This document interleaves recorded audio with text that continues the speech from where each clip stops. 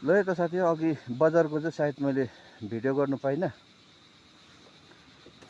बजारको एउटै कति देखाइरहनु है भएर चाहिँ मैले गर्नु पाइनँ।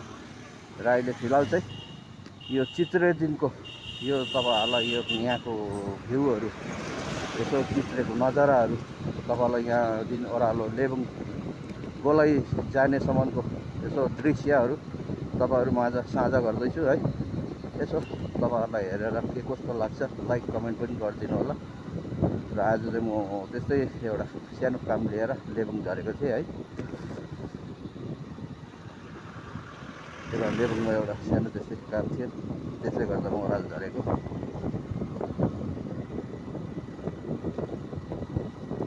धेरै आज भएको थियो, मैले युट्युबमा भिडियोहरू पनि नहालेको है।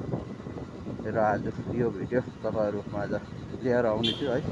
र के कस्तो हुन्छ त है तपाईँहरूलाई यो विषय लिएर यसो म कसकोमा गएको है, किन गएको है, यो विषय तपाईँहरू छेउमा है देख्नुहुनेछ। आज सबैको हाम्रो नानीहरू पनि स्कुलहरू छुट्टी थियो र मेरो पनि बिमार भएकोले गर्दामा ड्युटी जानु पाएको थिइनँ है। घरमै थिएँ, घरमा कति सुत्नु कति बस्नु भनेर आज चाहिँ एउटा लेबुङपट्टि जाँदैछु यात्रा। मेरो रकबुकदेखिको तल लेबुङसम्मको यात्रा छ है। यस्तै छ यहाँको अहिले बाटोको नजारा।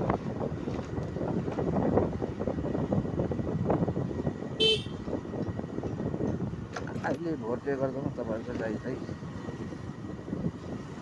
यस्तै छ नजाराहरू है। सबै भोटले गर्दामा घुम्नु सुन्नु यताउता सबै कता कता गइरहेको हिँडिरहेको हुन्छ।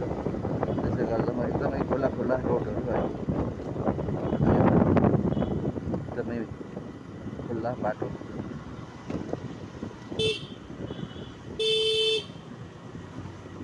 यो चाहिँ म अहिले भन्नुपर्छ तल लेबुङ गोलाइ आइपुग्यो।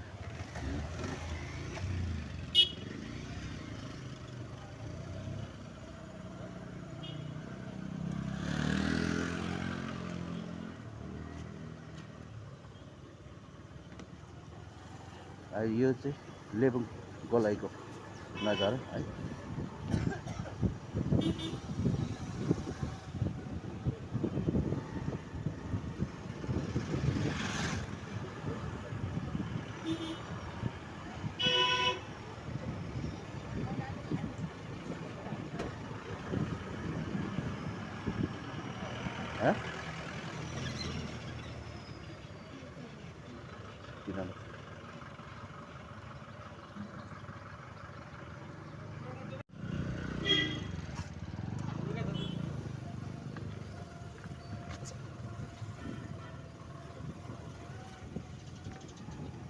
अहिले चाहिँ म भन्नुपर्दा फेरि लेबुङ गोलाइबाट चाहिँ ओह्रालो झर्दैछु। कहाँनिर भन्दाखेरि यो चाहिँ हर्सिङ जाने बाटो हो। यहाँबाट चाहिँ दाहिनेपट्टि मोड्नु पऱ्यो। यो चाहिँ हर्सिङ जाने बाटो।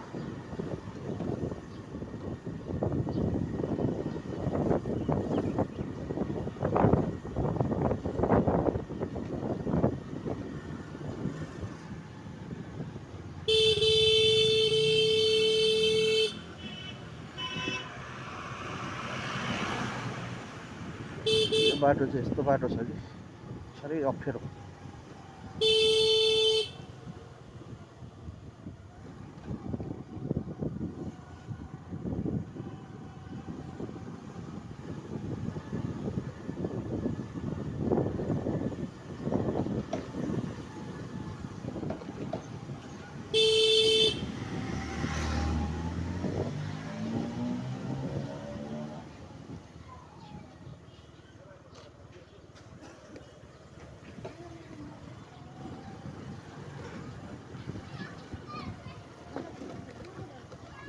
यहाँ जुन चाहिँ साह्रो दामी छ बाटो, यो चाहिँ यस्तो बाटोमा चाहिँ नि तपाईँ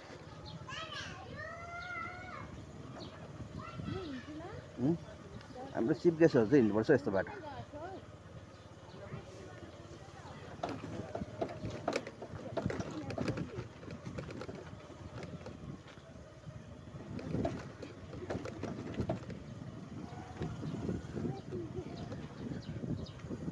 यसो अन्तिम लास्टमा पुग्ने बेलामा चाहिँ यति बाटो बिग्रेछ।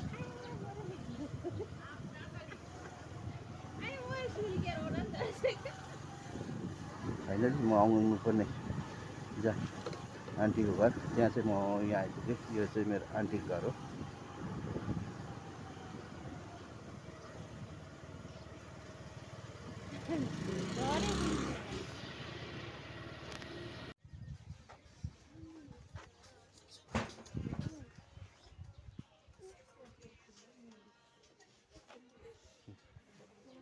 यहाँ मजाले निक्लेर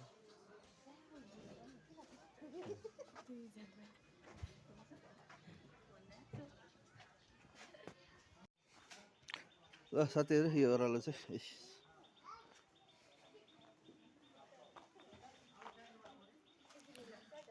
बाटो रोड बनिँदो रहेछ।